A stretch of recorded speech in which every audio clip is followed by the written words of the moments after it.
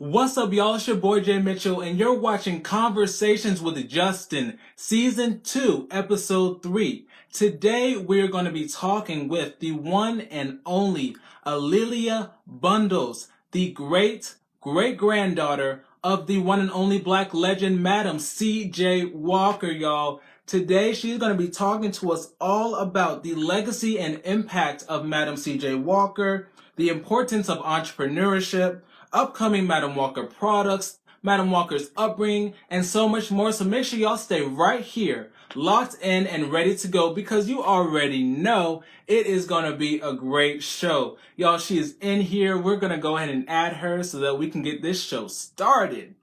All right. Here we go. Let's see. Oh, there we go. You use the comment section down below to submit any questions, any comments, and you just might get your question answered. Hello. Hi, how are you doing? I am doing well. Let me turn this volume up so that I can hear you. Let's see, am I up? Yes, there we go. Okay, Right. great. Wonderful. Hi, how are you doing today? I'm good. Happy Friday. Happy Friday to you too. It is, yes, it's a wonderful day today. I actually have been at my desk all day writing. Are you still writing? And we're going to talk about this. Yeah, yeah, absolutely. Every day is writing. Oh, yes. Do you just write to write, or what do No, you? I have a book deadline. Yes, and we're gonna get to that. And All right. during the show, we're gonna get to that. So welcome to the show. I'm so happy and blessed that I was able to get you on. You're so inspirational. And I want to introduce you because you're not just any person. You're a legend. So, everyone, this is Alia Bundles. She's a New York Times bestselling author, journalist, public speaker, and the great-granddaughter of the first female self-made millionaire, Madam C.J. Walker. Today, Alia will be talking to us all about the legacy and impact of Madam C.J. Walker, Netflix's 4-part miniseries Self-Made, the importance of entrepreneurship, upcoming Madam C.J. Walker products and projects, and so much more. So y'all stay tuned in, because this show is going to be good today. So let's go ahead and get started. I want to talk a little bit about you. As Madam Walker's great-granddaughter, when did you first learn about her? You know, before I could read, actually, and when I really didn't know who she was, but when my mother and I would visit my grandfather's apartment, I often would go into what had been my grandmother's bedroom. She died in 1945. I was born in 1955. So we were there when I was about 3 and 4 years old. And when I would go into her bedroom, I would play in the dresser drawers. And in those drawers were photographs and jewelry and clothes and things that had belonged to Madam C.J. Walker, her daughter Alia Walker, and my grandmother May. So that's when I first began to discover them.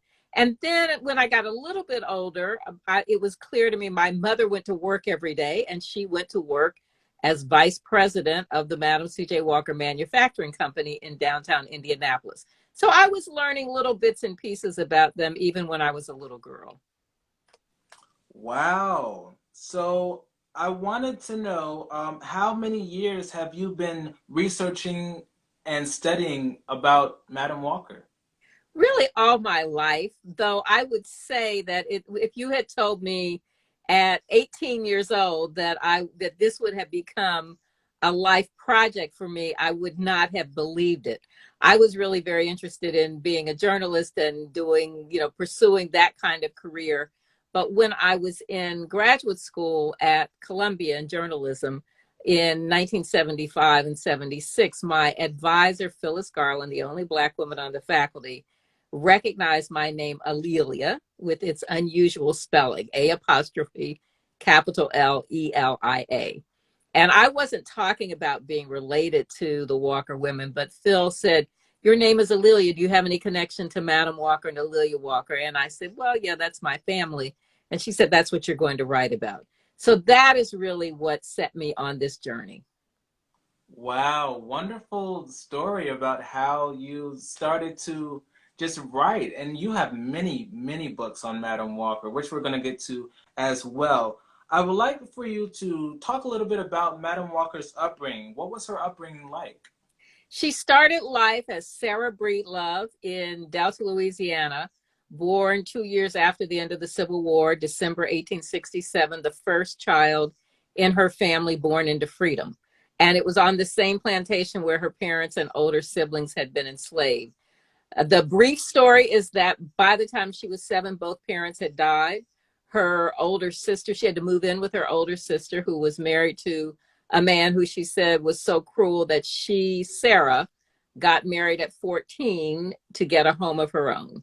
But her first husband, Moses, died when she was 20, and they had a young daughter, Lelia. So she's now a widow at 20 with a young daughter, but she left the Delta, Louisiana, Vicksburg, Mississippi area, moved up the Mississippi River to St. Louis, where her older brothers had settled a decade earlier. And that's where she joined them. They were barbers, and she became a member of St. Paul AME Church. So her life started very hard, but it was then the women of the church who began to give her a vision of herself as something other than an illiterate washerwoman. Right, yes, I did read when I was doing my research, I saw that her brothers were barbers, and I'm like, she's not new to the hair care industry. It runs in the family. That's So right. That's right. That was, that I think that was her first exposure to business. And wait, though I will say, even in Delta, Louisiana, I think Reconstruction is not well taught in our history books, and in part because it's the erasure of Black people having political power. So we know right now we are seeing the effects of this poor education that members of Congress have had about the power of Black people 150 years ago. But her family minister was a business person. There were other Black people who were in business, but definitely when her brothers moved to St. Louis, they trained as barbers when Black men dominated the barbering trade. wow, okay, there we go.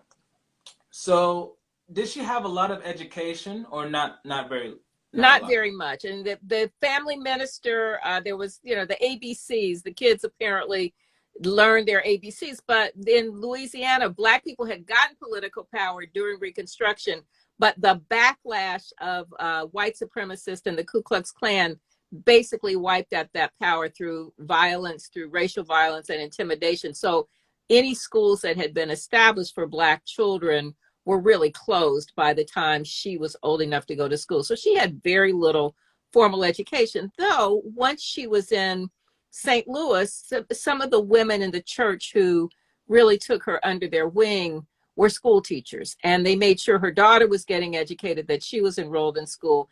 And she began to, learn some things. She later said she went to night school, and as many adult Black people who had not had the chance to be educated as children, especially in the South. But in the cities, there were often literacy courses for Black adults. And she got a little bit of that education. But ultimately, her, more formal education really came as she was becoming successful. One of the key person she hired to be the manager of her factory was a woman named Alice Kelly, who had been the dean of girls at a Black boarding school in Kentucky. So Alice Kelly, in some ways, was her personal tutor. Wow. So I want to go ahead and talk about the reason for Madam Walker starting her business. What was that reason that started it all? As they say, necessity is the mother of invention. And she was losing her hair. So when we think about it, more than 100 years ago, in 1906 is when she founded her company, and her brothers had been barbers during the 1880s and 1890s and early 1900s. But that was at a time when most Americans didn't have indoor plumbing, which meant you couldn't just go in the kitchen and turn on the water. You couldn't just jump in the shower in the morning. You had to go outside, pump the water at a well in the winter, in the summer, heat the water to wash your hair or to take a bath. And that meant really that hygiene was really different. And people didn't wash their hair very often. So you can just imagine, if you don't wash your hair maybe once a month, maybe not at all during the winter. You keep it covered up. That she had very bad dandruff, but also really bad scalp infection. So she was losing her hair. She was going bald, and that was the incentive to try to come up with the product. And there were other products already on the market that really had been around. The formula had been around for a couple of hundred years. You can find it in old medical school textbooks. But she did learn something from her brothers, and she also was a sales agent for Annie Malone, another St. Louis woman who ultimately became her competitor. Yes, and we're going to talk about her too. Mm-hmm. So that's actually really interesting to know.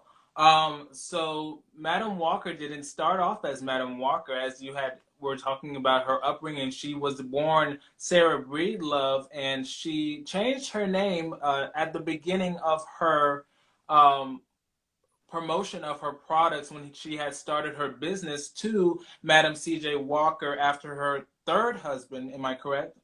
Charles Joseph Walker.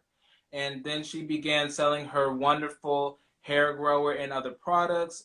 And she had an interesting yet innovative way of promoting her products. Tell me about her marketing strategy and how it was different from the other promotions of other hair care products at the time.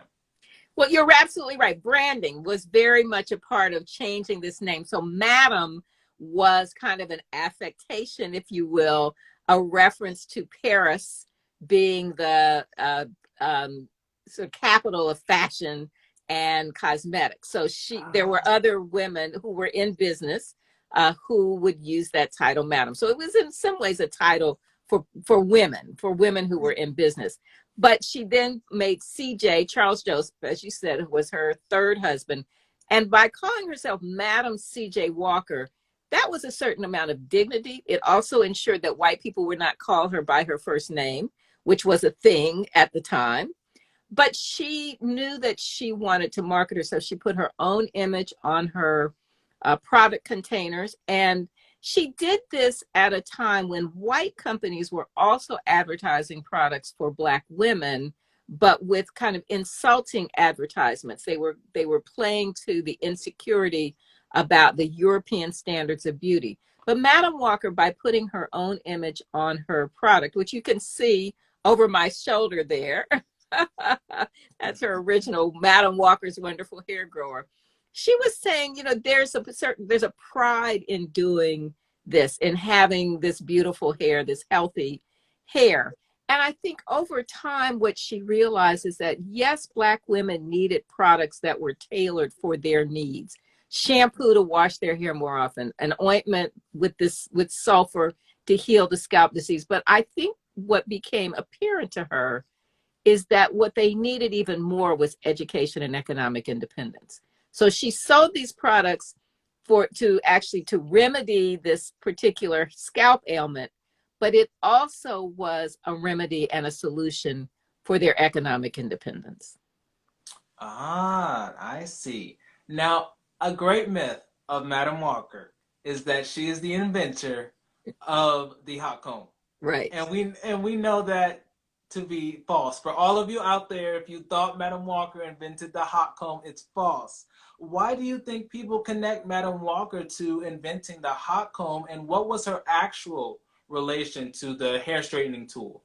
Yeah, no, and thank you very much. So that means I didn't have to say it myself. But it is a myth that, there's so much about history because history is so poorly taught.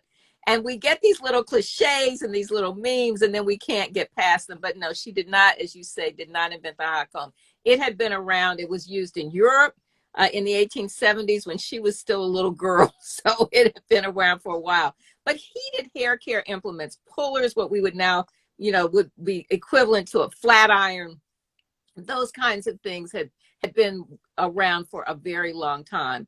But she did use the hot comb. It was part of her Walker system. And she actually thought it was an improvement over a device called pullers. So I would just sort of, for people who don't know what pullers are, if you just imagine scissors, and then if you had two little, like a hockey puck on one lever and a hockey puck on the other, you heated it, and then you put it against your scalp and pulled these two pucks on top of each other. It flattened the hair. She thought that was, it made the hair too straight and too lifeless, and the comb would separate the strands. Now, some people took it to extremes and over straightened their hair, but she thought it was also a way to dry your hair and a way to straighten your hair. And so we can't say that she was not at all straightening hair. It was in order to give women more versatility, but her primary objective was to have people have healthy hair. And as she said, have hair at all. Wow, yes, thank you for explaining that, the history of Madam Walker in relation to the hot comb. Well, and So, let me add one other thing to that. I yes, think please. over time, people would associate her with the hot comb because while some people will dispute this, but my research shows that the Poro Company and Annie Malone used pullers, and there were advertisements where they said that that's what their preferred device was. And Madam Walker's school used the comb. I think eventually everybody used all things, but that was her distinction.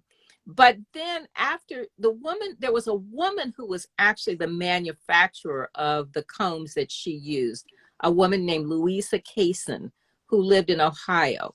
And after Madam Walker died, the Walker Company acquired the patent for that particular comb. It wasn't the only comb that was being sold, but they acquired the patent for Kaysen's comb. So I don't know if just kind of over time, employees thought that this was a great device and they just began to say, if we own the patent, then she invented it. But she didn't invent it. It was just kind of a myth that grew up.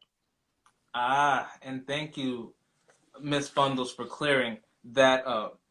Madam Walker knew some pretty notable people like civil rights activist and journalist Ida B. Wells, who was her friend, and educator and author Booker T. Washington. And although Ida B. Wells and Madam Walker were friends, it wasn't the same case for Booker T. Washington and Madam Walker. Can you talk about their relationship?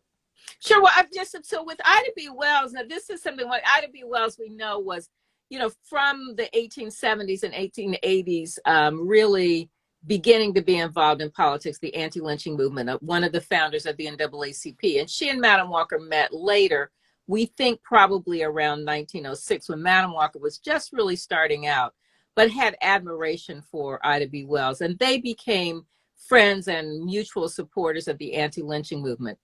With Booker T. Washington, it is a complicated relationship, and I really regret that in Self-Made there is an entirely false impression of what their relationship is like. So I don't want people, if you've seen Self-Made, please understand that that's a Hollywood version. There's a lot of it that just isn't true, that didn't happen, or is mischaracterized. But the relationship with Booker T. Washington, Madam Walker admired him. He was an educated man. He was the most powerful Black man in America. And while they ultimately didn't agree on a lot of things, sort of political things, Madam Walker did have a great deal of admiration for him, and she very much wanted his endorsement. She attended his 1910 National Negro Business League convention in New York. She attended a National Association of Colored Women conference when his wife was president, and she wanted to have his attention. She visited his campus, and he kind of ignored her. But when she went to his 1912 National Negro Business League convention, that's the thing that's sort of portrayed in Self-Made, but it's not really the way it happened. She arrived there. She already had donated $1,000 to the building fund of the YMCA. So Booker T. Washington knew who she was. She had visited his campus. But at that convention, she was not officially on the program. So when you go to a conference, they have already set that agenda months in advance. And maybe if Barack Obama shows up, you will give him the floor. But otherwise, you are supposed to, stay in your lane. But she thought that she had a really important story to tell. So she asked for permission. He ignored that request. And on the last day of the conference, she stood up at her seat when it was clear he wasn't going to give her an opportunity to speak. And she looked at him as the last banker completed his remarks, and she said, "Surely you're not going to shut the door in my face. I'm a woman who came from the cotton fields of the South. From there, I was promoted to the wash tub. From there, I Yes. was promoted to the kitchen. And from there, I promoted myself into the business of manufacturing hair goods and preparations. And I have built my own factory on my own ground." Well, the next year, he invited her back as a keynote speaker. And then when he came to the dedication of the YMCA in Indianapolis in 1913, she sent her chauffeur to the train station to pick him up, and he was a guest in her home. So again, I regret that it is portrayed the way it is portrayed in Self-Made, because for me, showing the tension in a relationship, then the development of mutual respect is a really important arc to a storyline. Yes, definitely. And I'm glad that you actually gave the another side to Booker T. Washington, because it the way that Hollywood portrays it, or in the Netflix film, is completely different, and we want to make sure that people understand that it's important to do your research and actually understand, who these people are. Don't just say, okay, I watched the Netflix film and that's it. Close the book. That's it. It's Right. done. I know everything to know about Madam Walker. Don't tell me nothing. No, you got to do your research. You You've got got to do to your research. I mean, watch. the real Yeah. life people are so much more interesting, I think. And and I actually know some of Booker T. Washington's descendants. And I'm good friends with Ida B. Wells's great granddaughter, Michelle Duster. And so there's a group of us who have these famous relatives, and we feel some obligation to tell their stories, and really want their stories told in Hollywood, but wish that that some of the people who are the creatives in Hollywood, who think they just want to kind of take a story and superimpose some of their own issues onto these characters, instead of telling our stories for the first time. Hollywood has a really bad history about telling the stories of Black people. Yep. So it's Hmm. time for there's a lot of correctives that need to happen. Yes, ma'am. And that leads me to talking about Netflix's four-part miniseries Self-Made that premiered in March 2020. I actually watched it when it first came out. I was so excited. I watched it. It was very inspirational. And it's based on one of your books on Madam Walker, called On Her Own Ground, and stars Octavia Spencer, Blair Underwood, and Tiffany Haddish, and many other wonderful actors and actresses. How did the idea for the Netflix miniseries come about? When I wrote On Her Own Ground, The Life and Times of Madam C.J. Walker, it came out in 2001. And my journey is a very Hollywood kind of author's journey. The book was optioned by Columbia, TriStar, and Sony even before I was finished, but that deal fell through, as often happens. Then about a decade later, there was another deal that was with HBO, and that one didn't happen. And then we went through a period of time where the conventional wisdom was that anything Black wouldn't sell overseas, therefore Hollywood wasn't interested. And then fortunately, April Rain did Oscar So White, and there was the success of Selma and 12 Years a Slave, and a later Black Panther. But then the tide changed, and there was a great deal of interest. There had been Madam Walker scripts kind of bumping around Hollywood for a very long time. And finally, I was approached by a production company.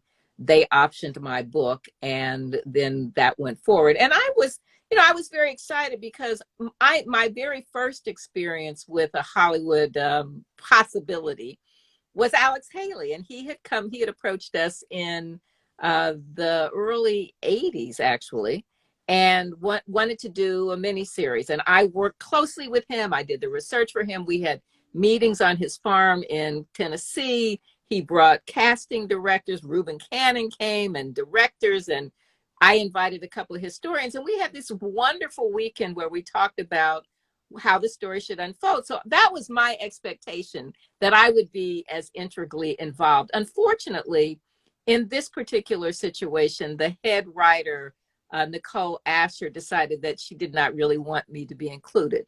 But I did have, I know it's strange, I did have in my contract script review. So that meant ultimately I was able to see the scripts, and I gave very detailed comments, and some of my suggestions were taken and many of them were not.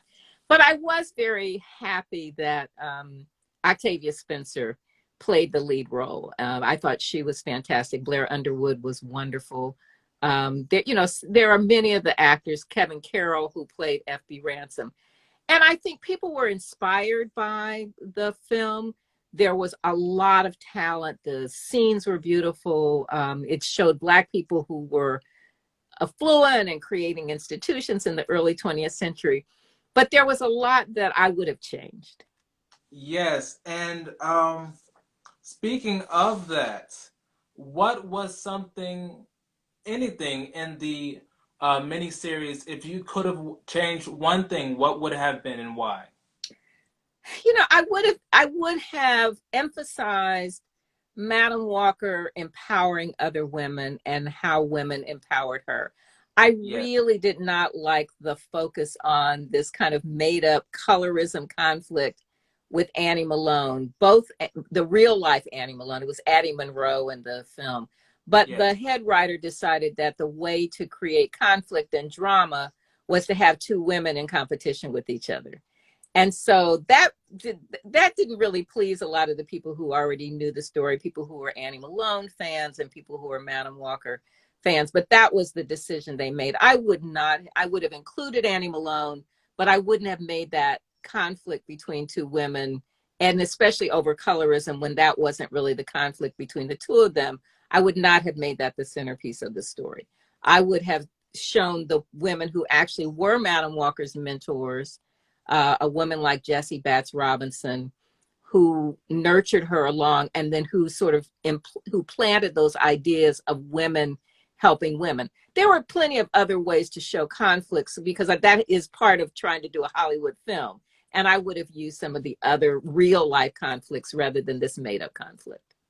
Right, right. Now let's talk a little bit about Annie Malone. How did Madam Walker know her? If you can tell the viewers. Yeah, no, absolutely. So Madam Walker lived in St. Louis. St. Louis was a major city with a sizable Black population in the late 1800s, early 1900s. Her brothers were barbers. The World's Fair was coming in 1904. That attracted even more Black people to the city because that meant job opportunities and people coming from all over the world. Annie Malone moved there, I think around 1901, 1902, 1903, sometime before the World's Fair. And Madam Walker, it's still Sarah Breedlove, began to sell her products. Annie Malone was not the first one to come up with this formula, but she did have a product in a container. And so Sarah Breedlove, trying to make her own money, started selling the products. And then Sarah moved from St. Louis to Denver as she was separating from her second husband, John Davis, moved to Denver where she had a widowed sister-in-law and four nieces, and sold Malone's products there for about 6 months or so. Then C.J. Walker, Charles Joseph Walker, joined her, moved from St. Louis to Denver. They got married. She started calling herself first Mrs. C.J. Walker, then Madam C.J. Walker, and selling her own products. During that period of time, she worked as a cook for a pharmacist named Schultz, who owned the largest drugstore pharmacy west of the Mississippi River. And he was selling other products called like Cuticura that were very similar. So he helped her mix up her own formula. And excuse me, in the series, we see Madam Walker and Annie Malone, who was actually renamed, as you had mentioned a little while ago, as Addie Monroe. And she's another successful Black businesswoman, and they were put against each other, rivalry. Was there a rivalry? What was the reason for the rivalry? Rivalries, if I can say. Yeah, they were rivals. There's no question about it. But I don't think that they it was, I don't think the real life rivalry was of the same intensity, that like they weren't obsessed with each other and thinking about each other every single day in the way that it was in the film. But there was a real rivalry. I mean, Madam Walker, they fell out. I don't know exactly what the fight was, but Sarah was in Denver. She was selling her products, and then something happened that created a rift between the two women. And over time, they would run into each other. And Madam Walker, I think, was like, I'm just doing my thing and you're doing your thing. And there are also other Black people who have hair care companies too. So they're not the only two. And she's like, I'm moving on. And Malone was not happy about that. So the rivalry remained. But I think ultimately they were both very successful women. They employed thousands of other women. They were both philanthropists. You know, there are a friend of mine who's a scholar, a historian.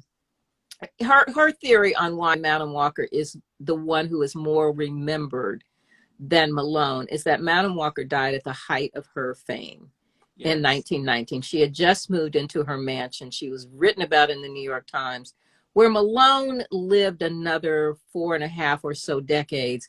And by that time, it had lots of problems with the IRS and had declared bankruptcy, had really gone through a horrible divorce with a husband who undermined her. And so that's, part of the reason. And I also add to that critique that Madam Walker was very intentional and very savvy about her, what we now call C-suite, her executive team. She had a great attorney, F.B. Ransom, who dotted the T's and, crossed the T's and dotted the I's, who helped her organize her company. When she was traveling, he made sure things operated. The manager of her factory, Alice Kelly, former dean of girls at a Black boarding school. Her bookkeeper was the top civil servant score in Indiana. She divorced CJ before he could, make mischief in her business. The reason that we're able to tell her story today in the way that we are is because this executive team preserved the records. We have more than 40,000 documents, photographs, business records of Madam Walker's that allow us to tell the story. There is almost no other Black company that has this kind of record. And so we're able to say with documentation that Madam Walker was a millionaire when she died in 1919. And although there are people who, as what my friend Tyrone McKinley Freeman says, the Black millionaire sweepstakes, who want to say who was first, we know for sure. We have the documents. They say we have the receipts about Madam Walker. I don't think other folks have the receipts. And so that's where we are. And I will also add in my friend Tyrone Freeman, and whose book is over here. Let's see, let me pull Tyrone's book. Tyrone has a new book called Madam Walker's Gospel of Giving, where he really focuses on her philanthropy. So he takes what I did in On Her Own Ground and digs down deeper. But, for me, the millionaire thing is like, it's great. Okay, it's great. People really like that. But it's what she did with her money and how she viewed her money that is what's really important to me, that she was a philanthropist and a activist and supported the anti-lynching movement and provided jobs for Black women and helped create generational wealth. That's what matters to me. Yes, exactly. So, and we're just going to talk about that, her philanthropy and her activism. When we think of Madam Walker, we think Black female entrepreneur or self-made millionaire. But she was more than that. Like you just said, activist, civil rights activist, philanthropist. What part did she play in advocating for the rights of Black Americans? All along the way. And I think this goes back to those women in the church when she was still a poor washerwoman. That activism of Black women in the late 1800s, after the Civil War, in between the Civil War and World War I, Black women and Black men were creating institutions, colleges, businesses, organizations. And she saw the power of Black women organizing, both in what was called the Court of Calanthe, which was a women's benevolent organization that was part of the Black Knights of Pythias, and in the National Association of Colored Women and the NAACP and the National Negro Business League, that she saw what it meant to create an organization. So she used that structure, that infrastructure, to develop her own Walker agents. When she had her first convention of her sales agents in 1917, she assembled more than 200 Black women from all over the United States and the Caribbean. And at that convention, she said to them, I want you to understand that your first duty is to humanity. I want others to look at us and realize that we care not just about ourselves, but about others. And at the end of the convention, the women sent a telegram to President Woodrow Wilson urging him to support legislation to make lynching a federal crime.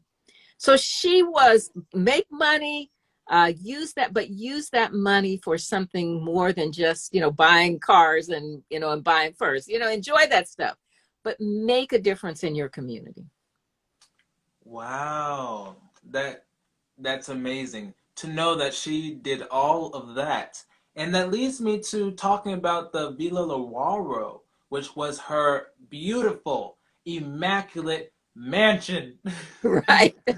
Yes, built in 1918, am I correct? That's right. That's right. 1918 by Black architect and one of the founders, which I did not know, one of the founders of Alpha Phi Alpha Fraternity Incorporated, Right. Vertner Tandy. The house is huge. Even in today's standards, that house is nice. Talk to me about the history of the house over the years. So I'm, so excited that Villa Lawaro is still standing, and it's a National Historic Landmark and a National Trust for Historic Preservation National Treasure. Yes, designed by Vertner Tandy, a jewel of Alpha Phi Alpha. Yes. Madam Walker built this house. She was in Indianapolis. The company was headquartered in Indianapolis, where it stayed headquartered until the 1980s. But her daughter, Alia, had persuaded her to move to Harlem. They saw that that was a, lucrative area. So in 1913, her daughter moved to Harlem. Vertner Tandy designed a townhouse for them in 1913. Then Madam Walker moved her personal residence from Indianapolis to Harlem, leaving her C-suite, her executive team, in charge of the day-to-day operations of the business. But once she moved to Harlem and she and her daughter were sharing the townhouse, she decided she needed her own mansion. And so had Vertner Tandy design this beautiful home for her in Irvington, New York. The name Villa Lawaro actually is from her daughter's name, Lelia, L-E, Walker, W-A, Robinson, her first husband, R-O, Lawaro, named by the opera tenor Enrico Caruso. Both women loved opera. We think about opera as something that's just, so, two. But Black folks loved opera, and there were Black opera singers. So it was more of music of the people during that period of time. But Villa Lawaro, she said, was her dream of dreams. And she said, I'd worked hard and I want to have a place where I can enjoy myself and where I can entertain my friends. So it was to be a monument to the hard work and an inspiration to future generations. And I think it serves that purpose. Right, and the house held many events there. Conventions, weddings. There was a wedding there. What happened to the house and even the company over the years after Madam Walker died? So the house is still standing and is still in really good shape. It has had additional owners. So when Madam Walker died, in her will, she said the house would be, Alia, her daughter, would own it. And then upon Alia Walker's death, it would be donated to the NAACP and to be used as a convening place. But Alia Walker died in the height of the Great Depression in 1931. And the upkeep and the taxes were so expensive that the house was sold by the Walker estate to an organization called Companions of the Force, which was a white women's benevolent organization, which I have to say was a bit racist and not very interested in Madam Walker's legacy. But they owned the house as kind of a retirement home for their members until the mid 80s, I guess. It was bought by a man named Ingo Appel, who did some renovation. He sold it to Harold Doley, who's a Black investment banker. He owned it until just a few years ago when it was purchased by a foundation that was created by Richelieu Dennis, who was the founding CEO of Sundial Brands, which makes the Madam Walker products. So it's Yes. in the, the pandemic has slowed some of the work. It was already in pretty good shape, but there are a few little tweaks that have to be made, and it will eventually be a place where some of the women entrepreneurs who go through the New Voices Fund that was created by Sundial will be able to convene. The Walker Now, Company. oh no, go ahead. I was going to say, and the Walker Company. So the Walker Company actually never went out of business. My family was involved with it until the mid 80s. It was sold to another company, and they owned it for about 30 years, but it never really, it never sort of moved back up into being a major player. But then Richelieu Dennis and Sundial purchased the trademark. And it's probably been 10 years ago, maybe a little less, and then relaunched a line of Madam Walker products. Yes, and I just want to talk about Richelieu Dennis for a second, founder, CEO of Sundial Brands, owner of Essence Magazine and the Madam Walker products. How has Mr. Dennis revived the Madam Walker brand? So Rich actually sold Sundial to Unilever a couple of years ago, but still maintained a relationship. And I think did a very interesting deal where it's part of that sale. Some of the money that came out of that is what allowed him to buy Essence Magazine, but also to create a $100 million venture capital fund for women of color entrepreneurs. So when you see what Rich is doing, he is trying to incubate other Black businesses, including other hair care companies and cosmetics companies. So he's really a visionary. Cara Sabine is now the CEO of Sundial, which is the parent company for Madam C.J. Walker, for Nubian Heritage, and for Shea Moisture, which was Sundial sort of original product. So it's very interesting to see the vision that they have brought, and the idea of philanthropy is very much embedded in all of the lines, which I particularly appreciate. Ah, okay. And are Madam Walker's products still available, and where can people purchase them? So for the last 4 years, there have been Walker products at Sephora. But we're in the midst of some relaunching. So stay tuned. Later this year, early next year, there will be some new Walker products. Oh, that is exciting. I remember seeing them online maybe about a year or two ago, Right. and I was like, wow, they're new products. Yeah, So that is definitely exciting to know that there will be more products for people to get. that's That's right. wonderful. And let's talk about Alia Walker, Madam C.J. Walker's daughter.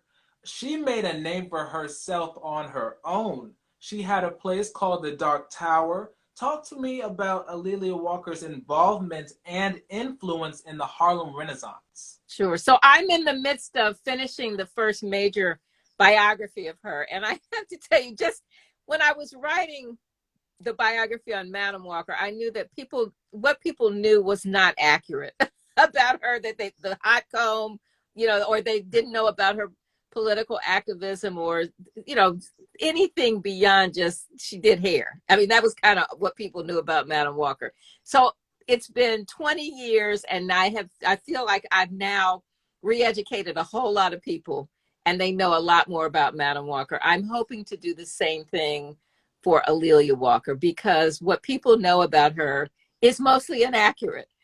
They think the sort of meme is Madam Walker made the money, Alia Walker spent the money. She had parties, the end. And I just have to say, I don't think anybody's quite that pathetic.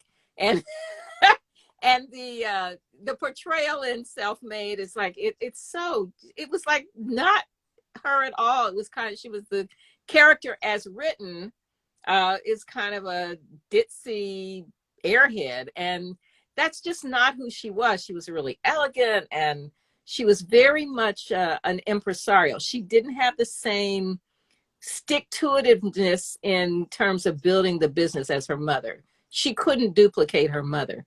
But as you say, she was very interesting in her own right. She loved music. Both women loved music. They were patrons of the arts. And she used that platform that she had as the daughter of Madam C.J. Walker to bring together a wide range of people across culture during the Harlem Renaissance. So all of the writers and artists and musicians and actors wanted to be at her parties. They wanted to be around her. And she, she would be the kind of person who convened other people. In Washington, D.C., there was a woman named Peggy Cooper Kafritz who had a big mansion, who started the Ellington School of the Arts. Peggy had parties where people who would normally not see each other came together. Those are the kinds of parties that Alia Walker had. So that when she died in 1931, thousands of people were lined up on the streets. The funeral, people couldn't get in. The procession went to Woodlawn Cemetery, and there was a black pilot named Herbert Julian who flew over the gravesite and dropped bouquets of her favorite flowers. So she was a very interesting woman. She traveled internationally. She went to London, Paris, Rome for the coronation of the Pope, Cairo, Addis Ababa, where she was the only Westerner to meet the Empress of Ethiopia. So she was a really interesting person. So I'm, very eager for people to learn something more about her. And just like I had to get rid of some of the myths about Madam Walker, I'm really eager to get rid of some of the myths about Alia Walker. Yes, that would be wonderful. So is that one of the things that's going to be included in your book? You're kind of debunk the myths about Alia Walker. Can you talk a little bit about what people can expect in this upcoming book? Sure. What I'm trying to do, what I did in On Her Own Ground, was to try to develop the relationship between mother and daughter. That there was one of their secretaries said to me, I said, what was their relationship like? And she said, fire and ice. Fire and ice. They loved each other dearly, and they sometimes fought fiercely. But ultimately, they came to each other's defense and to each other's comfort. And so what I'm hoping in this book is to sort of, take that to the next level, but then let Alia Walker have center stage and to talk about how she is trying to develop her own identity, how she influences the arts, how really she's the first Black heiress. So she's creating that role. There's nobody else who has that role. And so she has some heartache. And that's, very much a part of it. I would say, while in Self-Made, there's this whole thing, like she has a girlfriend. That didn't happen at all. And I know. And I really argued against that because it was trying to create conflict between mother and daughter. But I will tell you, the real life conflict between them was about two boyfriends. Both were doctors. Both were handsome. One was a bad boy. One was a good guy. And of course, her mother liked the good guy. She liked the bad boy. Things don't change over time. And that was the conflict. And when Madam Walker was on her deathbed, Alia was traveling. She and my grandmother were traveling in South America, really because Madam wanted to get her away from the bad boy. And Alia wrote her a letter and said, I have decided to marry Kennedy, the good guy, and not Wilson, the bad boy. Her mother died thinking that was what was going to happen. Alia gets back from the trip. Her mother is buried. And on her 34th birthday, she marries the bad boy. He treats her the way her mother thought he would treat her. They divorce, and she marries the good guy. So to me, that's a much more interesting story. Yes, now that sounds really interesting. Definitely something that I want to read about. I know a lot of people, of course, know about Madam Walker, but may not know about her daughter, who, like I mentioned earlier, was already on her own, doing her own thing, was very influential in her own way. When can we expect this book to be out? It will be out next year, early next year. Ooh. So I am, it's real, the writing thing. I know you write too. It is, it's hard to predict. I have 26 chapters written. I have probably 6 or 7 more to go, but the chapter that I've been working on really for a month, and I don't, I like today, it feels like it's finally coming together. That young poet, Amanda Gorman, inspired me to be, to get my words together. And while I've written books and sometimes some of my writing is pretty good, I read it and go, oh, did you write that? But sometimes it's really hard to get the rhythm and to get the words. But I'm almost finished with this chapter. And when I finish this, it's actually chapter 3. When I finish that, then I go to the end of the book, and I should be able to, I don't know, I hope within another 12 weeks or so to finish the manuscript. I'm trying. I'm one of these people, I like having written versus writing. I like the finished edited project. Yes, so excited. Y'all heard it right here from the source. Next year, so 2022. 2022. Yes. Oh, that's going to be so good. Now, I want to talk a little bit about the importance of entrepreneurship for Black Americans, and what can we as Black Americans learn from Madam Walker? I think what's really important is she would say, first, you have to have a good product. That's number one, a high quality product. And then you have to market it. And you also have to train people if they're going to be your sales agents. You have to empower other people. Those things were really important to her. So she believed that you use that, but you also need to be a leader in your community. And I can see, even through the ages, after that first convention in 1917, she was training women to be better about, keeping their books, doing their financial stuff. Being leaders in their community. She would identify, when she traveled from town to town, recruiting agents, which she met with a group of maybe 10 to 12 women after she'd done a big lecture, and she would see who was the woman who asked the best questions, who seemed curious, who really wanted to learn, who did others gravitate towards. She would make that person her lead agent for that town. So she was able to identify talent. And then at this convention, these were the leaders who came together for the convention.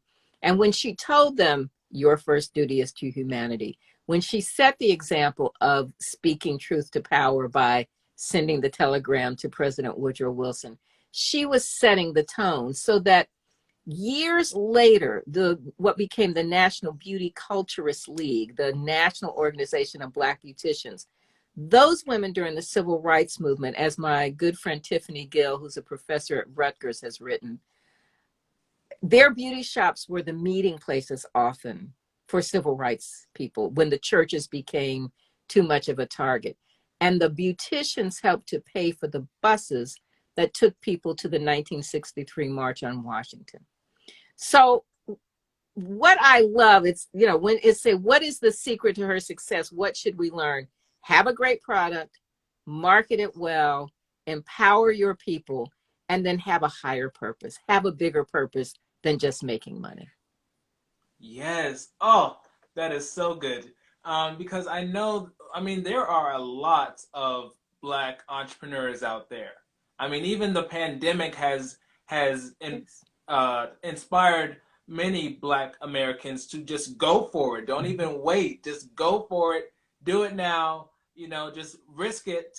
Take the risk. It's okay. You're not gonna reach success automatically. It's gonna take hard work and dedication. And that's what Madam Walker, I believe that's what Madam Walker did. She started from little and she grew to have an amazing empire.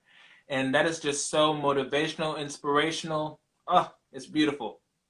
Yeah, it is. And it is really, even as difficult as these times are for a lot of people, we know a lot of people are struggling and there's so much that people are having to juggle. But there are some really amazing bright spots of success stories where people have taken that idea that's been baking for a long time, and they're able to create a business and then able to expand that business. So it's going to be, again, a lot of people are struggling and, just not quite sure how things are going to come together. But I think there's a lot of silver linings for many people right now. Yes, yes.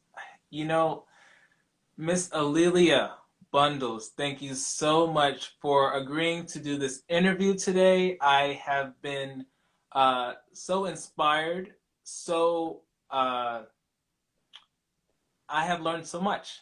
I'm speechless. Well, I appreciate your inviting me, and I admire the things that you're doing. It's just really important to be out there to share the word and to tell the stories and to allow other people the chance to tell their stories. So I thank you very much. Yes, I've just to let you know, I've been inspired by Madam Walker for the longest of time, ever since I first read the book that I found in my house when I was like 10 or so. I'm not even sure, but it was, I believe, from 1991. I believe the Right? introduction was done by Coretta Scott King. Right. Yeah. So that I wrote that book, and Coretta Oh, Scott King wrote the foreword to it, but it was part of a series, the Chelsea House Black Americans of Achievement series. So that was really the first biography ever written about Madam Walker, but I wrote that book. I'm yes, so glad yes. you found that book. I loved that book. Great I need to photographs. Yes, I need to find it again. It was such an amazing book to read, and I was like, "Who is this woman?" And the pin is in her hair, the illustration of her. I'm like, "This is a beautiful book." So that's how it started, Well, and thank you. I've just been so inspired. So to have this interview has been amazing. So Well, yes, I'll it's come back when the been new book amazing. is done. Oh yes, that would be so good. Part two. Well, this is part one, and then we'll have part two with the new book next year. But we want to know. Well, I want to know, how can people reach you? Absolutely. So I have two websites.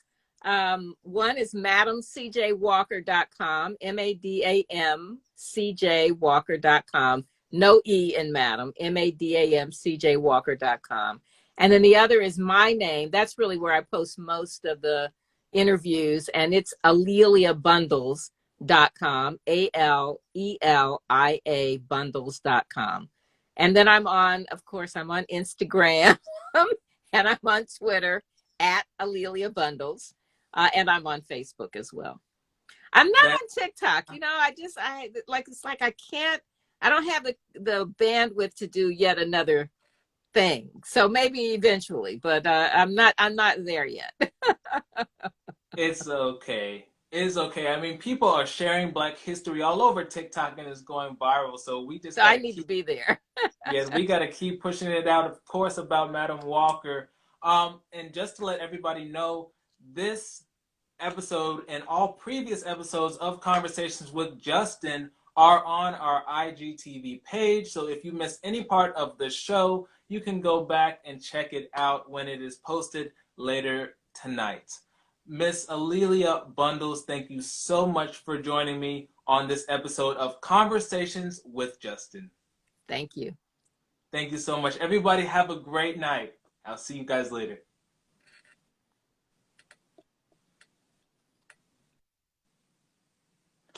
Great show, y'all. Great show. Thank you guys so much for tuning in. Miss Alia Bundles, thank you so much for being my guest on tonight's episode.